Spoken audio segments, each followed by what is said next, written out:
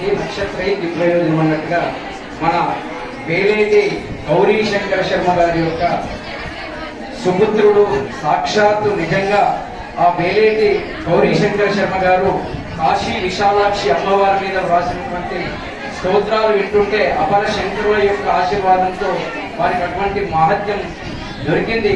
అటువంటి వారికి ఒక మంచి పండితుడు, వేద పండితుడు, నిజంగా మన శాక్త పరిషత్ని ఇంత గొప్ప ఎత్తున మన హిందూ ధర్మాన్ని మీ అందరినీ మమేకం చేసి ఒకతాటిపైకి తీసుకొచ్చి ఈ రోజు ఇంత పెద్ద ఎత్తున ఒక సుహాసినులుగా, ఒక అమ్మవారిగా అమ్మ చెప్పింది అంటే నిజంగా మిమ్మల్ని చూస్తుంటే సాక్షాత్తు అమ్మవారి కనబడుతుంది. మాతృవత్ పరదారేషు పరద్రవ్యేషు రోష్టవత్ ఆత్మ సర్వభూతేషు యహ పశ్యతి సంబంధిత అని శాస్త్రం చెప్తుంది.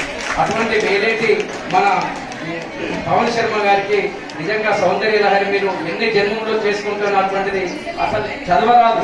అది చదివారంటే మీకు మళ్ళీ జన్మం ఉండదు.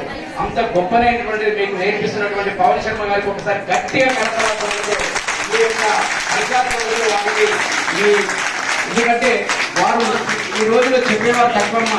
నిజంగా వారిద్దరూ ధర్మపత్ని, వారి యొక్క ధర్మపత్ని పార్వతీ పరమేశ్వరులు ఉంటారు.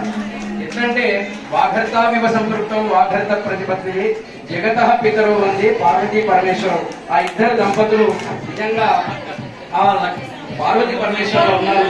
వారికి ఆ భగవంతుడు, ఆ శంకరుల వారు ఆయన ఆరోగ్యాన్ని వారికి వారి పిల్లలకి ఇవ్వాలని మనందరి పక్షాన కోరుతూ ఈ రోజు హిందూ ధర్మాన్ని, హిందువులలో ఒక హిందూ అంటే చంద్రుడిగా వెలుగుపోతూ మీకు అందరికీ వెలువరిస్తున్నటువంటి పవన్ శర్మ గారికి మనందరి తరఫున ధన్యవాదాలు. జై శ్రీరామ్, జై మాతా.